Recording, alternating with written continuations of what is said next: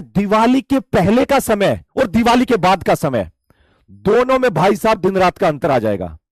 पहले आप आराम से रिलैक्स मूड मस्ती में कर रहे थे, मजे कर रहे थे, लेकिन दिवाली के बाद आपका टाइम बड़ी बात है। मैं हमेशा जब जब पढ़ाता रहा हूं, चाहे ऑफलाइन ऑनलाइन, तो बच्चों को बताता रहता था। मैं थोड़ी सी बात करूं दिवाली वैकेशन की, तो आप लोगों को बता देता हूं।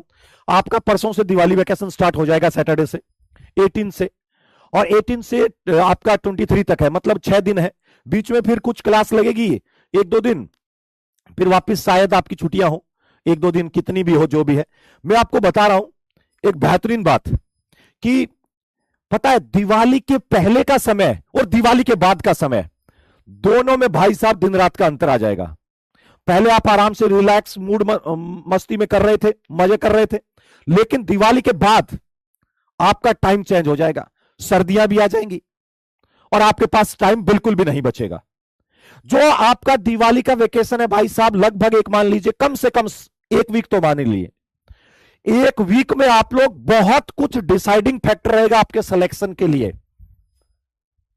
जो बच्चे गलतियां कर रही है, किसी का बैकलॉग है, बैकलॉग में मान लो कम से कम जिन्होंने 2 टॉपिक छोड़ रखे हैं, मान लीजिए एग्जांपल के बायोलॉजी में 2 टॉपिक छूट गए हैं, किसी कारणवश तबीयत खराब होगी, फिजिक्स में 2 टॉपिक छूट गया, केमिस्ट्री में, वो टॉपिक करें पहले, ठीक है ना, और वो टॉपिक करें और आप थोड़ा सा कॉन्फिडेंस करें। किसी का थोड़ा बहुत बैकलॉग है, किसी की कोई डीपीपी बच रही है, किसी के कोई रिवाइज करना बच रहा है, तो आप रिवाइज करें, आप उस बैकलॉग को करें। किसी ने सब कुछ अच्छा सा बराबर चल रहा है तो क्वेश्चन प्रैक्टिस करें। एक बात जो पीछे आज तक हमने पढ़ा है उसको थोड़ा सा लपेटने की कोशिश करो। और मैं आपको बता रहा हूं, ये पढ़ा हुआ आपके आगे जब आपके मेजर टेस्ट स्टार्ट हो जाएंगे तब ये पढ़ा हुआ भी याद रहेगा। अब एक बार रिवाइज कर लिया ना तो वापस आप एकदम ऐसे आ जाओगे, एकदम पास में आ जाओगे, सारा पढ़ा हुआ एकदम जगह कंसाइज कर लोगे।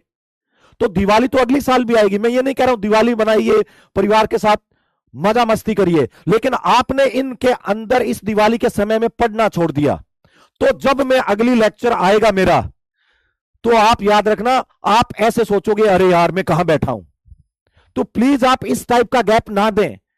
मैंने कल भी कहा था कि भाई साहब जब भी हमारे एक ह्यूमन नेचुरल प्रोसेस है कि ब्रेन को जैसे ही खाली जगह मिलती है, खाली टाइम मिलता है, तो आप समझ रहे हैं उसमें भाई साहब विचार आने लग जाते हैं और आप इस विचारों से हट जाओगे। जो आपका स्टडी है ना उसको कभी मत छोड़ना, ये बिल्कुल हथियार की तरह है। 7 दिन 8 दिन 9 दिन जितने भी मिल रहे हैं आपको, इनको एकदम कंसाइज करो। और आज का दिन कल का दिन पूरा क्या करो, आप क्लास का क्लास में याद कर लो, क्लास का याद कर लो। तो मैं तो कह रहा हूं आज के दिन से क्लास का इतना फोकस होकर क्लास करो, आज से ही लग जाओ। आपको किसी को रिवीजन करना है, बैकलॉग पढ़ा है, जो भी पढ़ा है एकदम कंसाइज करके और बिल्कुल आ जाओ।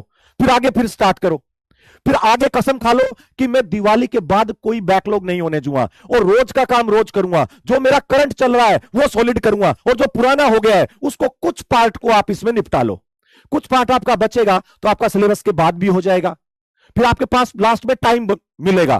कुछ बच्चे क्या कहते हैं, ऐसी बातें करते हैं, सर हमने ऐसा सुना है, क्योंकि उन्होंने रियल दुनिया देखी नहीं, कि सर दिसंबर तक तो बच्चे का सिलेबस हो जाना चाहिए। नहीं भाई, गड्ढा खोदे तो बड़ा गड्ढा खोद, 50 गड्ढों की बजाय एक गड्ढा खोद बड़ा, लेकिन उसमें से पानी निकले, वरना 50 के 50 में भी कुछ नहीं होगा। मैं पहले ही बता रहा हूं, 50 का 50। तो आप लोगों को यह ध्यान रखना है, 50 के 50, 50 के 50 ना खोद के एक ही खोदो जिससे पानी निकले। भाई उसमें खूब मेहनत करना यार, जबरदस्त वाली, यह कहना चाह रहा हूं मैं। भयंकर मेहनत करो, उसमें भयंकर मेहनत करो। तो यह है। तो आगे एक बात और बता रहे हैं, आगे अभी तक का एकदम कंसाइज करके इनमें खूब टाइम दो, फिर आगे हमें बैकलॉग नहीं होने देना है, रोज का काम रोज करना है, फिर आपको आगे का टाइम मिलेगा मेजर टेस्ट और वहां फिर हम लोग एकदम साफ करके दे देंगे। और कॉन्सेप्ट आप सीख ही रहे हो। और अब खास बात, 2 दिन है ना, आज का और कल का दिन, और बीच में 2 दिन और आएंगे, बस वो क्लास का क्लास में आप कॉन्सेप्ट सीख लिए, खतरनाक, बस।